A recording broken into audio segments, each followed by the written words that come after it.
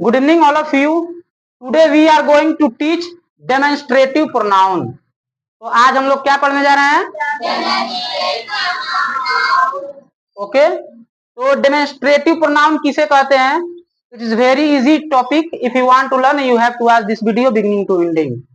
तो वे pronoun या ऐसे शब्द जो किसी व्यक्ति या स्थान को दर्शाते हैं या किसी वस्तु या व्यक्ति स्थान की ओर इशारा करते हैं, उसे हम लोग क्या कहते हैं? Demonstrative pronoun. क्या बोलते हैं? डेमोन्स्ट्रेटिव प्रोनाउन, ठीक ना। जो किसी को क्या करते, किसी स्थान को इशारा करके बताते हो, ठीक ना, या किसी वस्तु को दर्शाते हो, उसको हम लोग कौन से प्रोनाउन कहते हैं? Demonstrative pronoun. अच्छा, प्रोनाउन कहते किसे हैं? जिसका नाम ना होता उसको हम लोग क्या बोलते हैं? ठीक ना।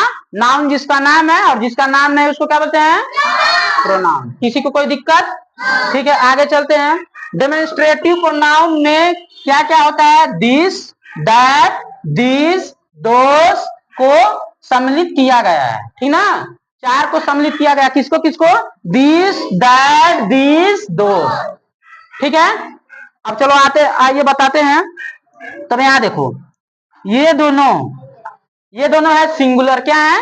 सिंगुलर, अर्थात ये एक वस्तु या एक जगह के लिए उपयोग करेंगे। देखो, जो नजदीक रहेगा, नजदीक यानी तुम्हारे एकदम पास रहेगा, उसके लिए दिस, और जो तुमसे दूर रहेगा उसके लिए दैट, यानी एक जगह या एक जो है कि वस्तु के लिए दिस और दैट का उपयोग करेंगे। दिस का उपयोग कहां करेंगे?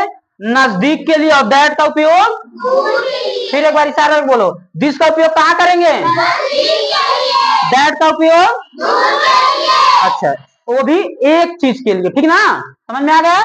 और उसके बाद दीज भी नजदीक के लिए होता है और दोज भी दूर के लिए होता है, लेकिन इसमें क्या है कि दीज जो है एक वस्तु से ज्यादा हो जाएगा तो हम लोग क्या लगाएंगे? दीज। जब नजदीक में अगर एक वस्तु से अगर ज्यादा रहेगा तो क्या लगाएंगे?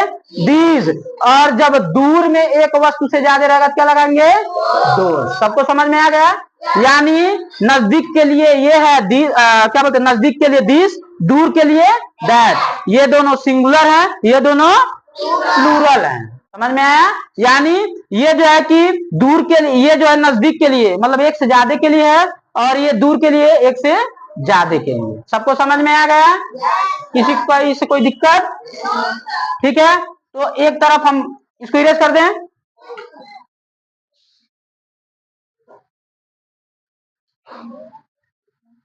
तो एक तरफ हम लोग प्रेजेंट पढ़ेंगे, ठीक है, और एक तरफ हम लोग पास्ट पढ़ेंगे, ठीक है। समझ में आ गया? समझ में आया? तो प्रेजेंट में यहां समझना बेटा, दिस और दैट, इन लोग के साथ हम लोग इज का यूज करेंगे। किसका? ठीक है। और दीज और दोज, इन लोग के साथ आर का। किसका? आर का। उसी तरीके से पास्ट में दिस और दैट, बेटा चुप रहो, दिस और दैट इन लोग के साथ वाज लगाएंगे, ठीक है। और दीज और दोज इन लोग के साथ वर लगाएंगे। समझ में आ गया बेटा? सबको समझ में आया? ओके, तो पहले प्रेजेंट वाला बनाते हैं, ठीक है। मैं बोला कि यह कलम है, ऐसा समझो, यह कलम है, यह कलम है, ठीक है। जैसे यह कलम है तो मेरे पास कलम है ना, ये नजदीक में है ना, मेरे नजदीक में है ना, तो हम लोग क्या लिखेंगे? दिस इज अ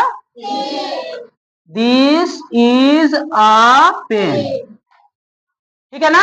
अब इसी को हम जो है कि यहाँ दूर अगर ऐसे हम रख दिए, यहाँ दूर में, यहाँ अगर हम दूर रख दे रहे हैं, यहाँ देखो, यहाँ हम दूर में रख दे रहे हैं, ठीक है। अब इसका बताना बोला कि वह कलम है, तो यहाँ दूर है ना, मैं इशारे करके बता रहा हूं ना, मैं बता रहा हूं ना कि डेमोन्स्ट्रेटिव किसे कहते हैं, ठीक ना। तो वह क्या है? कलम है, तो दूर है ना तुमसे, ये तो हमसे दूर है। देखो तो मैं क्या कर रहा हूँ, इशारे से बता रहा हूँ ना कि वह कलम है। क्या लिखेंगे? दैट इज अ से। किसी कोई दिक्कत? ठीक है, आगे आ जाओ, अब इसमें बताते हैं। तो यहां होता है ये, यहां होता है वो, ठीक है ना। मैं बोला कि एक कलम देना बेटा, ये पेन है, तो एक से ज्यादा दो हो गया है ना, एक से ज्यादा दो हुआ ना। तो जब ये, मैं बोला कि ये पेन है, चाहे ये सब भी बोल सकते हैं, ठीक ना, ये पेन है या ये कलम है, ये कलम है, तो क्या लिखेंगे?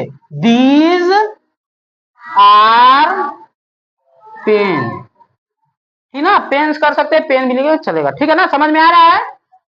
अगर यही दूर है, ठीक ना, यही दूर है, तो जैसे वो घर है, वो घर है, या चाहे हम बोल सकते हैं वो सब घर है, ऐसा ही बोल सकते हैं, ठीक है ना। मैं बोल सकता हूं वो सब घर है, यानी एक से ज्यादा तो होंगे वहां घर, ठीक ना, तो क्या लिखेंगे? Those are homes. किसी कोई दिक्कत? प्रेजेंट में समझ में आ गया? प्रेजेंट में दिस दैट के साथ किसका यूज करेंगे? इज। दिस दोस्त के साथ किसका यूज करेंगे? आर, ठीक है ना, समझ में आ गया। अब यहां देखो, पास्ट में देखो, पास्ट में मैं बोला कि यह स्कूल था, यह स्कूल था, ठीक ना, तो क्या लिखेंगे? This was a school. किसी कोई दिक्कत है ना। मैं बोला कि वह दुकान था, क्या बोलेंगे? That was a shop. किसी कोई दिक्कत? अब इसमें देखो, दिस का यूज उसके साथ क्या लगाएंगे? वर, ठीक ना। तो यहां मैंने लिखा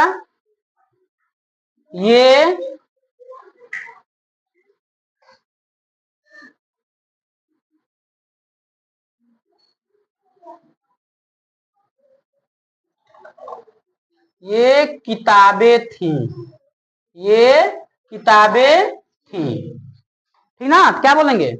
दीज, दीज वर बुक्स, ठीक है ना। और मैं बोल दिया कि वो सब, या वो बोल दिया,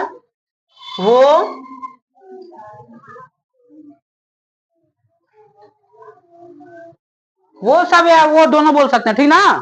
तो वो सब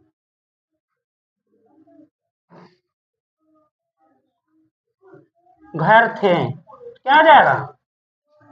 दोज वर होम्स। समझ में आ गया सबको? किसी को कहीं से कोई दिक्कत? तो डेमोन्स्ट्रेटिव प्रोनाउन इजी है कि नहीं है? ठीक है, फिर एक बार सारे लोग बोलेंगे। प्रेजेंट में दिस के साथ क्या लगाएंगे? दैट के साथ, दीज के साथ, दोज के साथ। पास्ट में क्या लगाएंगे? दिस के साथ, दैट के साथ, दीज के साथ, दैट दोज के साथ। और किसी को कहीं से कोई दिक्कत? ओके, तो दिस और दैट क्या है? सिंगुलर है कि प्लूरल है? सिंगुलर। दिस क्या है? सिंगुलर है कि प्लूरल है? क्या है? प्लूरल है। क्या है? याद रहे सबको, नहीं पिटैया होगा सबका। फिर एक बारी, दिस दैट क्या है? सिंगुलर है कि प्लूरल है? दिस दोस्त क्या है? प्लूरल। दिस का प्रयोग हम लोग किसके साथ करते हैं? एक के साथ, ठीक ना। और एक से ज्यादा जब हो जाएगा किसका प्रयोग करेंगे? दिस, ठीक है ना। ठीक, वो तो तुम्हारे अकॉर्डिंग, अगर तुम इशारा करके बताओगे तो दैट और दोज करोगे, अगर तुम्हारे करीब में रहेगा, तुम्हारे पास रहेगा तो दिस और दीज करोगे, एक से ज्यादा रहेगा तो दीज, ठीक ना, और एक रहेगा तो दिस, ठीक है ना। तुमसे दूर है, एक है तो दैट, तुम्हारे पास है और तुमसे दूर भी है तो क्या आ जाएगा? दोज, ठीक है ना, समझ में आ गया।